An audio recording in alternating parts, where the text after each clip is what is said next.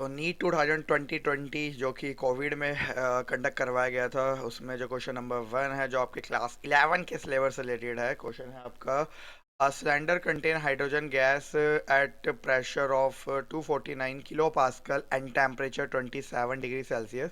ये density is, देखिए question बहुत ही सिंपल है। आपको क्वेश्चन में प्रेशर दे रखा है, टेम्परेचर दे रखा है और आपको डेंसिटी जो है वो फाइंड आउट करनी है। नो डाउट ये जो क्वेश्चन है ये आपके chapter number 12 thermodynamic class 11 CBSE से रिलेटेड है। ठीक है, पहले मैं क्वेश्चन में गिवन चीज़ें लिखते हैं हम लोग। तो यहाँ पे जो प्रेशर है वो आपको गिवन है 249 किलो पास्कल। ओके, किलो का मीन 10⁻³ पास्कल।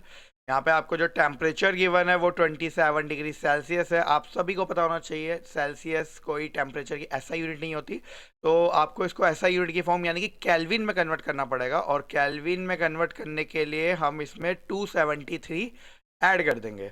जैसे ही आप इसमें 273 ऐड करेंगे तो आपको फाइनल आंसर मिलेगा 300 केल्विन। तो यहाँ पे अब आपको टेम्परेचर की जो टेम्परेचर की फॉर्म है वो ऐसा यूनिट की फॉर्म में आपको मिल चुका है, केल्विन। और यहाँ पे आपको आर यानी कि गैस कांस्टेंट की वैल्यू गिवन है 8.3 जूल पर मोल पर केल्विन करके। ठीक है, तो आपको गैस कांस्टेंट गिवन है, प्रेशर गिवन है, टेम्परेचर गिवन है और आपको डेंसिटी फाइंड आउट करनी है। देखिए क्वेश्चन बहुत सिंपल है। ये क्वेश्चन आइडियल गैस से रिलेट कर रहा है और अगर आप सभी को आइडियल गैस के बारे में पता होना चाहिए। हमारी जो आइडियल गैस इक्वेशन होती है वो आपकी होती है PV is equal to nRT।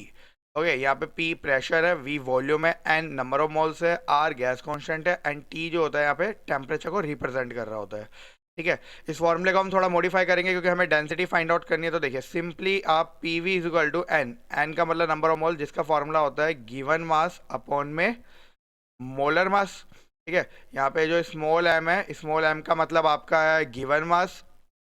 Okay, यहाँ पे मैं लिख देता हूँ कि ये आपका गिवन मास है और ये जो कैपिटल m है ये आपके मोलर मास को रिप्रेजेंट कर रहा है। तो यहाँ पे आप लोग लिख लीजिए मोलर मास।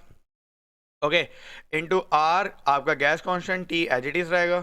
इस मोलर मास को आप ऊपर भेजिए तो ये हो जाएगा p m which is equal to small m upon में v into r t. Okay, m by v यानी कि मास अपॉन में वॉल्यूम, इसे ही बोला जाता है डेंसिटी। ओके, मास अपॉन में वॉल्यूम को क्या टर्म नया नाम दिया जाता है, डेंसिटी। तो फॉर्मूला हो जाएगा p m is equal to rho r t. Okay, यहाँ पे मैं लिख देता हूँ कि यहाँ पे मैंने डेंसिटी का फार्मूला आपका पुट किया है मास अपॉन में वॉल्यूम, जो कि बहुत कॉमन फार्मूला है। ओके, आपको डेंसिटी निकालना है तो डेंसिटी का फार्मूला जो आपका मॉडिफाई करके आएगा वो आपका आएगा P M. Okay, P M upon में R T, P M upon में आर टी। अब यहाँ पे आप सारी वैल्यू पुट कर लीजिए, आपको सारी वैल्यू गिवन है। पी यहाँ पे प्रेशर था जिसकी वैल्यू आपको गिवन है 249 इंटू 10⁻³ मल्टीप्लाई एम, यहाँ पे मास है, मोलर मास। यहाँ पे एम कौन सा मास है, मोलर मास। और किसका मोलर मास लेना है आपको, हाइड्रोजन का। तो ध्यान रखिए हाइड्रोजन का जो मोलर मास होता है वो होता है 2 इंटू 10⁻⁻, कर लेंगे 2 इंटू 10⁻³ अपॉन में आर। आर यहाँ पे आपका गैस कांस्टेंट है जिसकी वैल्यू आपको गिवन है 8.3। ओके, और टेम्परेचर यहाँ पे आपको गिवन है 300 केल्विन। इस पूरी इक्वेशन को अगर आप सोल्व करेंगे तो देखिए 10⁻³ से 10⁻³ कैंसिल हो जाएगा आपका। ठीक है, 249 अपॉन में 8.3 है। ठीक है, अगर आप पॉइंट शिफ्ट करेंगे तो यहाँ पे आएगा एक जीरो और इस जीरो से ये जीरो भी कैंसिल एंड देन इसे आप डिवाइड करेंगे तो ये आपका हो जाएगा 3 वन जा 3 10 अट्ठे 3 3 जा 9, 83 अपॉन में 3, 83 से 83 भी कैंसिल तो आ गया 2 अपॉन में 10 और 2 अपॉन में 10 को बोला जाता है 0.2। देखिए नीट में जब भी क्वेश्चन आता है उसकी कैलकुलेशन सिंपल होती है, बस आपको कैलकुलेशन का फॉर्मेट पता होना चाहिए कि किस तरह से करना है।